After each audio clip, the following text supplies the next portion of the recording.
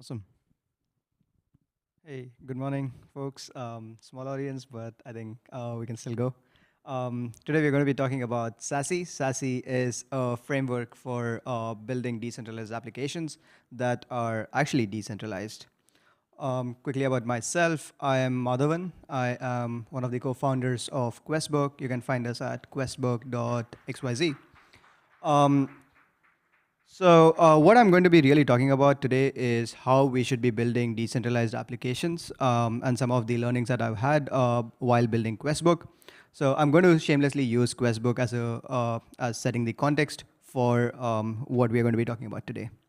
So quickly about Questbook. So Questbook is a tool to run your entire grants program. So protocols run their entire grants program using Questbook completely on-chain.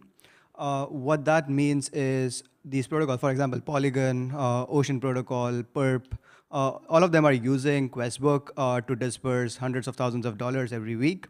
And they do not have to trust us, even though we are only 3 or 4 months in. They don't need to trust us. They don't need to believe that we are going to be around forever for them to be able to use our product without any hassles.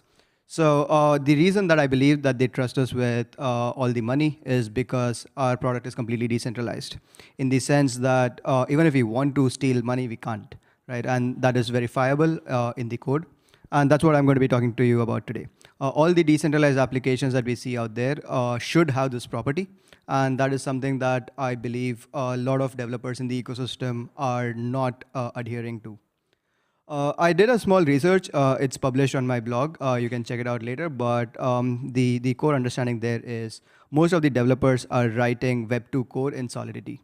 That's kind of like worst of both worlds, right? So you're writing code in Solidity, which means that you have all the inefficiencies around the transaction speed, the transaction cost, and the limitations of the EVM itself.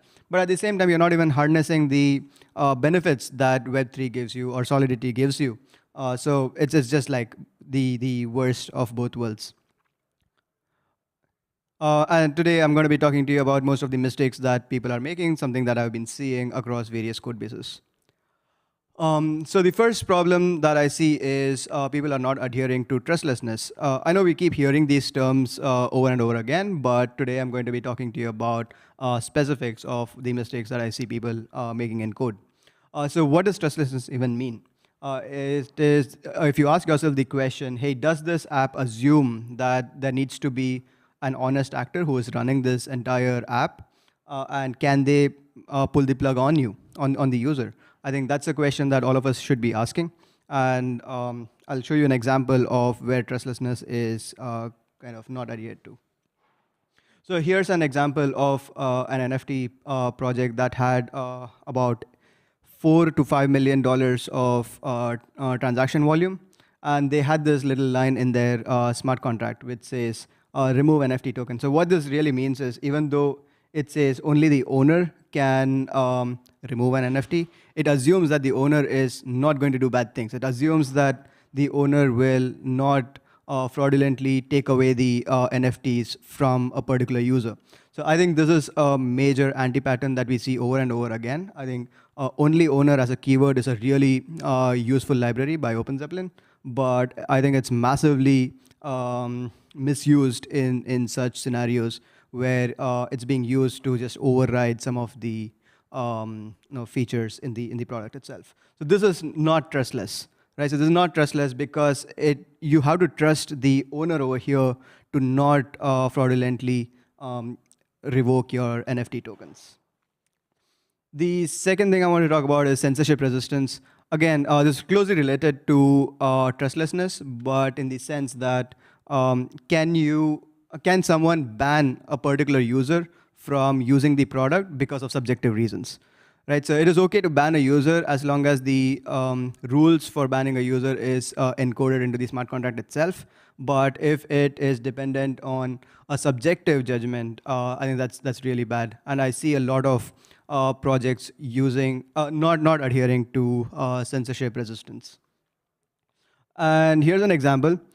We've all also probably used this keyword called pausable. So pausable is another library that I feel is misused a lot. It's a very handy tool, don't get me wrong. Pausable is a great tool for making sure that the initial iterations of the product do not have any security bugs and stuff like that. So it's a useful tool in the early days. But the reason I pick on this particular code snippet over here is this is a project that's been live for more than 3 years.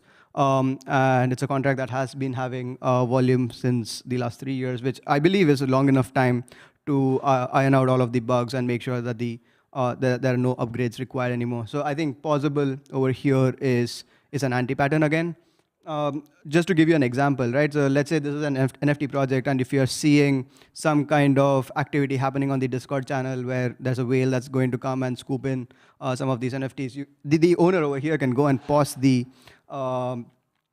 contract and basically censor all of the transactions that are happening during that time.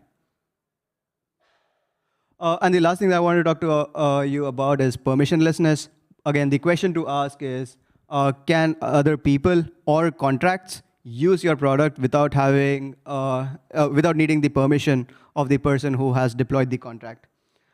Again, an example over here. This is a code snippet that I picked up from one of the projects that required a particular function to be called on a regular cadence. So there's a script in the same GitHub repository that's run every week. And now that assumes that the person who's going to be running the script is going to be the same person. And now let's say that person decides to discontinue the project and stops running the script every week. There's nobody else in the community who can come and take over, right? So the only way for somebody else to come in and take over is if the owner of the project transfers the address of the variable over here that you see, platform, to a particular person. Without that permission of the owner, nobody can take over the operations on this particular project. So I think it's very, very permissioned, and it relies on the trust that the person who's deployed this contract is always going to be active and maintaining this project. Now that we've seen what we should not be doing, I want to quickly talk to you about what we should be doing, and I want to introduce you to a framework called SACI, which is a replacement for MVC. MVC in the Web 2 world, SACI in the Web 3 world is what I believe. Of course, going over the 4 terms in the acronym SACI, the first thing is storage. So I think all of the data should be stored on stuff like IPFS, RV, Filecoin, whatever, but not on something like a MySQL or a MongoDB. That is because, hey, if you are storing data on MySQL, it is not trustless because, well, you could shut down the system anytime. It's not censorship resistant because, well, you could just use the command line to delete a particular user. And third, it's not permissionless. Nobody else can take over the responsibility of running the MySQL server from you if you decide to shut down. So all the data should be stored. I know IPFS, Filecoin, RV are all blob stores in the sense that you cannot have a schema around the data. And that's kind of OK. We'll look at how to make the data queryable a little later. But I think broadly, we should be storing all of the data permanently in stuff like IPFS, RV, so that even if you decide to shut down your product, it can still continue to run on the same data that was generated before you decided to shut down. The second is the app itself. I think the app should be a progressive web app or a single page web app, which means that the entire code or the entire logic is always running on the client side. Not only that, so I do recommend that we use React and HTML5 to make the app itself. All the UI-related business logic should be on the front end. And the app itself should be bundled and stored on IPFS and served via IPFS. Again, so that even if you decide to shut down the product, the app is always still accessible via IPFS. We've already talked about contracts, so I'll quickly go over it. I think all the critical business logic, especially those around ownership and finance, should be encoded in the smart contract itself. So if you notice the difference between MVC and SACI here, is that the logic that went into the controller in an MVC should now be distributed between the smart contract, where your core business logic goes around ownership and finance, and the UI business logic should reside completely on the app, on the client side. So there's no server that is actually serving all this data. So again, you should be doing these, not doing that, right? And finally, I think this is the secret sauce in the SACI framework. That is the indexer. Indexer is something like a graph protocol. And this is what brings all of the other three pieces together in one place. So the way that you should design your product is store the data on IPFS, emit that hash from a smart contract, and when the transaction is completed, the IPFS hash gets emitted. That emission is caught by the graph protocol and then is able to index it. What I mean by indexing is also the fact that the blob store that is there on IPFS will get converted into something that's more schematized, right? So you can make the data more queryable and usable across your entire product. And in summary, what we should be looking at is building a loosely coupled product without any trust assumptions using the SACI framework. But I think what is now beginning to become irrelevant is the MVC framework, in which there are a lot of trust assumptions. I think broadly is a bad idea while you're building an app that's supposed to be decentralized.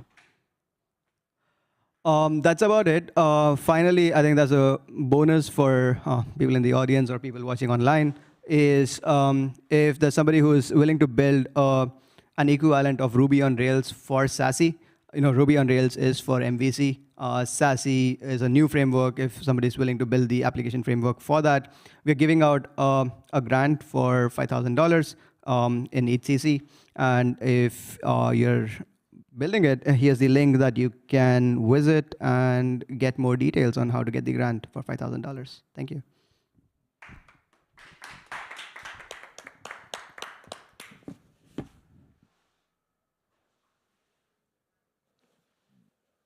Are there any questions?